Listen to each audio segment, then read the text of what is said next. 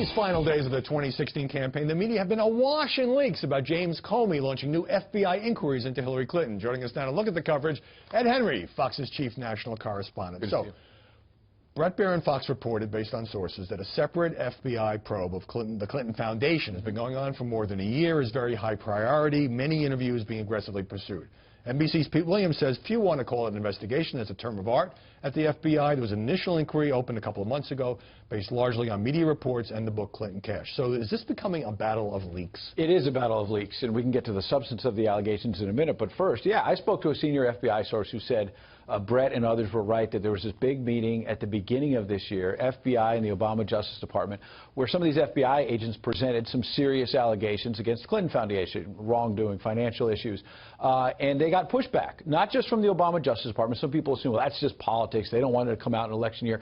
But I'm told some of the FBI superiors as well said, wait a second, it's not quite there. And by the way, that's not that unusual. This happens with FBI investigations on any number of issues.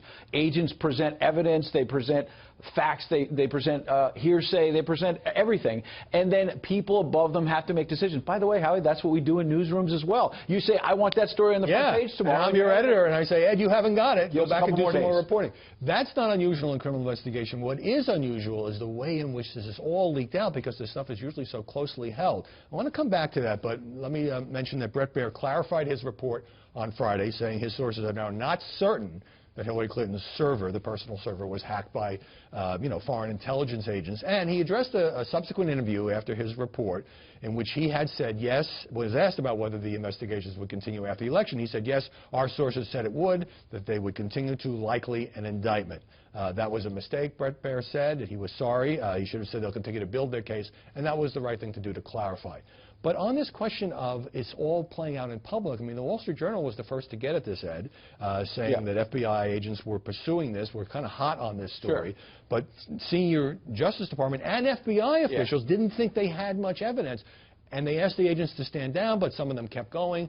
So it sounds like somewhere between an important investigation that is being poo-pooed or some rogue agents that don't want to give up. Here's what I took away from the reporting of the Wall Street Journal and Bret, and to focus on what Bret got right, which is that there's not just one investigation, there's a second track here. Everyone assumed, look, this was just an investigation of classified information. And by the way, let's not forget, Hillary Clinton lied about that in March of 2015. She said there was no classified information on the server. Proven again and again that's not true. She wasn't indicted over that, but she told a lie.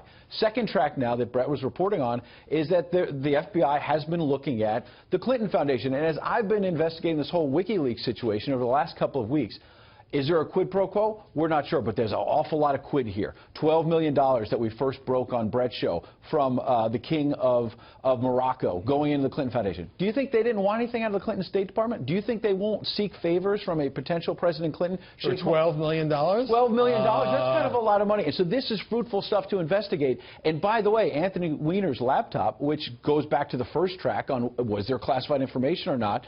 Secondly, Huma Abedin was being paid by the State Department and the Clinton Foundation. So that laptop, by the way, Howie, might have information that these FBI agents Bret was talking about might be kind of interested in terms of whether, I'm not saying there was there a nexus there with these donors giving millions to the foundation who might have got something from the Clinton State Department? That's a big question. I mean, the lead of Bret Baier's story was that there was an FBI investigation into the Clinton Foundation, and Fox stands by that. Absolutely. There is now this debate about, well, is it an investigation? Is it an inquiry? How far has it gotten? And Rudy Giuliani took some heat because he indicated in one Fox interview that he knew about the Comey letter. This is on the other investigation, the one that's been publicly acknowledged on the emails in advance.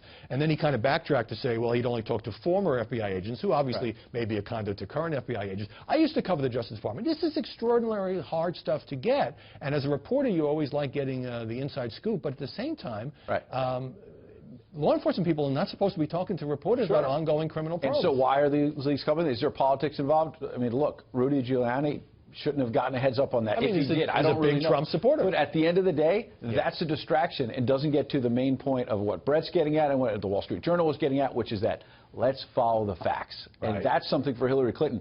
The major point of all of this that's come out in the last few days is that the FBI probe of Hillary Clinton is not over.